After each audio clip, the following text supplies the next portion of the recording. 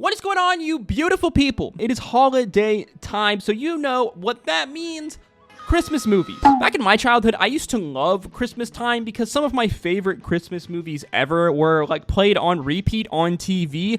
And I feel like a lot of kids nowadays really miss out on that because, well, you know, who watches TV in 2024? However, while there are a lot of classic Christmas movies out there, there's also some real doo-doo. That being said, I think that one movie really stands out as what I think is easily the worst Christmas movie ever made. A movie that really almost feels more anti-Christmas than it is a celebration of like everyone's favorite winter holiday. A movie with an astonishing 5% on Rotten Tomatoes. Yes, you heard me right. 5%. That's right, today I would like to talk to you all about what I think is the worst Christmas movie ever made, the 2004 Tim Allen Christmas comedy movie, Christmas with the Kranks.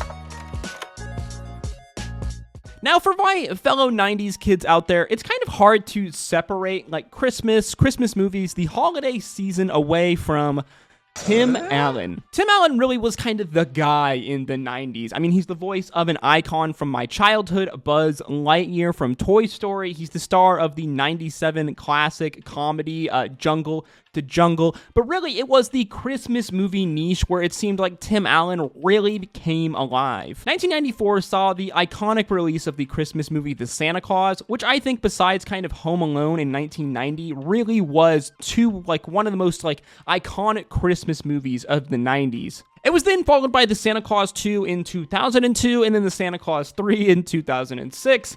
Yeah, they really milked this series for all it was worth. In between the making of Santa Claus 2 and 3, though, they decided to wheel Tim Allen once again out for another holiday family kind of comedy movie where he stars alongside Jamie Lee Curtis and Dan Aykroyd in Christmas with the Kranks. I mean, on the surface, this sounds like it should be a banger Christmas comedy classic. Tim Allen and Jamie Lee Curtis were like some of the biggest megastars of the 90s and early 2000s, and then you throw in the Ghostbuster legend Dan Aykroyd in there, and this sounds like a all-time Christmas classic comedy movie in the making. However, this was definitely not the case. Here, before we get to the meat and potatoes of what this movie is all about, let me just read you a couple of these reviews of Christmas with the Kranks, because some of these reviews are hilariously brutal. Christmas with the Kranks is the sort of film that leaves you thinking Ebenezer Scrooge might have had the right idea about the festive season. This movie almost had me convinced to convert to Judaism to avoid having to go through anything that ever again remotely resembles this movie.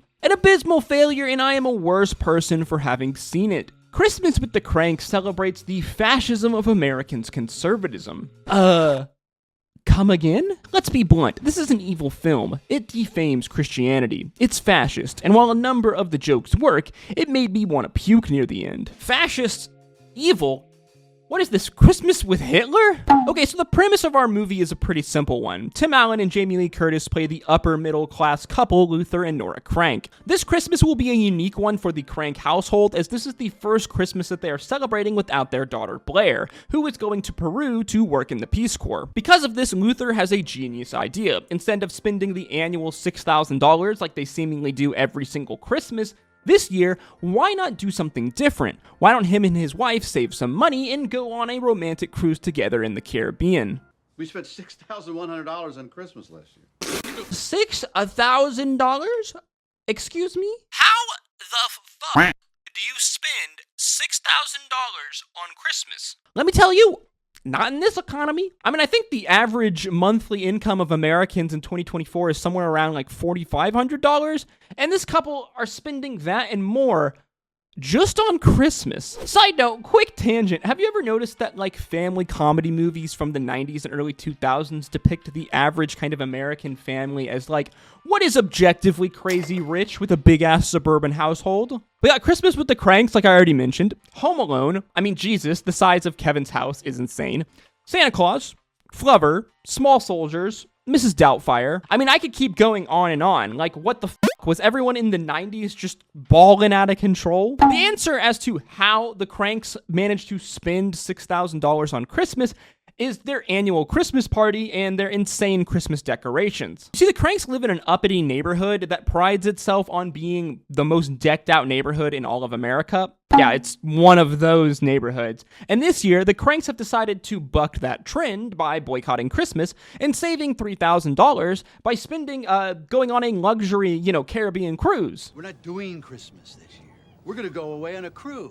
Yeah, it's getting out of hand when you're saving money going on a Caribbean luxury cruise than you are just doing your normal Christmas traditions. Luther, for some reason, decides to let everyone know about he and his wife's decision by typing up a memo at work and sharing it with everyone in the office in one of the more comedic scenes in a movie that is surprisingly not funny. And really, this is where we start to see that there is something extremely wrong with the people that live in this town. As Luther comes into work the next day and is completely shunned by all of his office co-workers for purportedly skipping out on Christmas, many referring to him as the modern Scrooge. Good morning, Mr. Scrooge. Good morning, Docs. Do I have any messages? Walmart called, said I had to buy my own cheap perfume since Santa Claus isn't coming this year. Like, excuse me, lady, what the f***? A Christmas gift is not your God-given right. You are not owed a Christmas present. Like, what? So now we really can kind of see where this movie is going. A failed attempt at a kind of like a modern family kind of comedy take on a Christmas Carol kind of story, with Luther Krank filling in the role of like Scrooge. However, they do such a piss-poor job at this, you really can't help but find yourself scratching your head and agreeing with Luther Krank, a character, again, that is supposed to be the Scrooge-esque character. I mean, imagine you just watched A Christmas Carol and you just came away, like, agreeing with Scrooge, and you're like, oh yeah, fuck you, Tiny Tim. Yeah, there we go. Goomba, fuck you. I mean, how did they manage to brick such an easy freaking layup? So word quickly gets out that the Kranks are boycotting skipping Christmas, and the neighbors, well, they are not happy about it.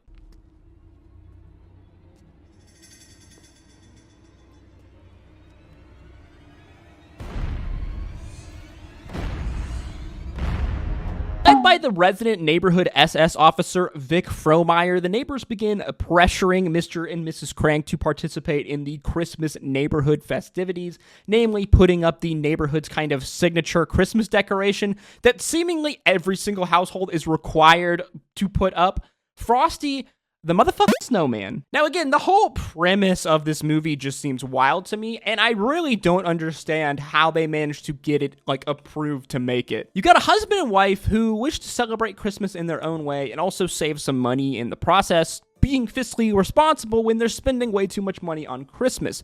I mean, individualism is a principle that I would say really is kind of an embodiment of, like, America, the American spirit. Yet the whole entire neighborhood is pressuring the Krank family to conform with what they want and how they think that Christmas should be celebrated. And they really try to hit you with this angle that Luther is only doing this to save money, a la kind of Scrooge. Think you can run away from Christmas, huh? Trying to.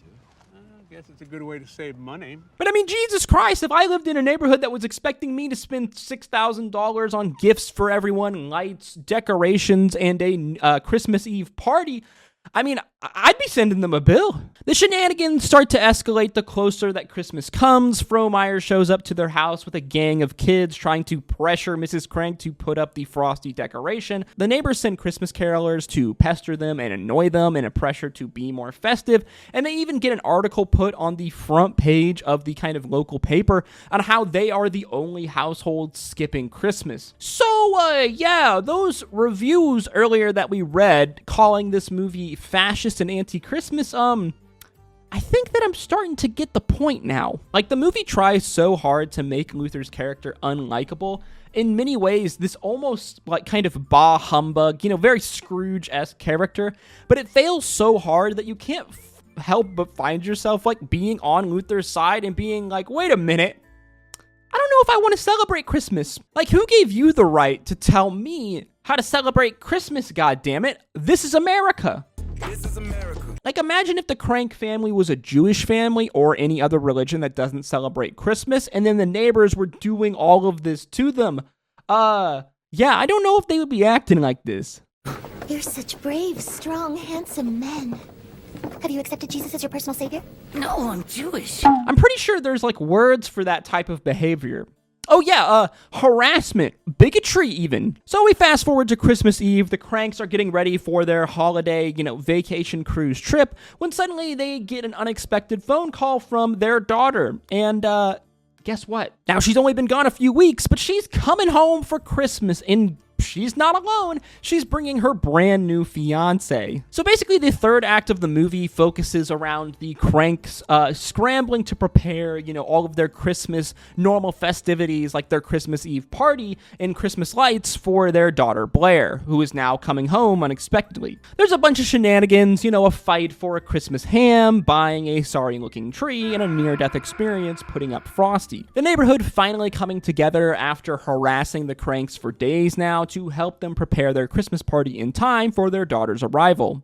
And just like that, it's a happy ending. They all managed to band together to pull off Christmas. Luther deciding in a show of goodwill to give the tickets for the Caribbean cruise to his crotchety elderly neighbor and his wife who has been suffering from cancer in his very kind of Scrooge redemption kind of story arc. Overall, horrible Christmas movie, 2 out of 10, F tier. A movie that completely misses the point of really what Christmas is all about and was, on top of all of that, terribly unfunny, especially for a Tim Allen movie. There was like one gag of note that kind of got a good chuckle out of me in this scene where Luther, fresh off of a Botox injection, fails to eat his lunch with his wife Nora. Outside of that though, the movie was pretty shockingly unfunny, which really I think is evident in the movie's like inability to see that the Kranks are like the most reasonable people in the movie, while their neighbors are fucking insane. If anything, this could have been the plot of the movie. It would have actually been pretty funny as kind of a satirical take on like the capitalist kind of conformity like view of like modern Christmas. And it really fails dramatically in trying to invoke these kind of Christmas Carol Scrooge-esque themes when the character who is supposed to be Scrooge is the most sympathetic, relatable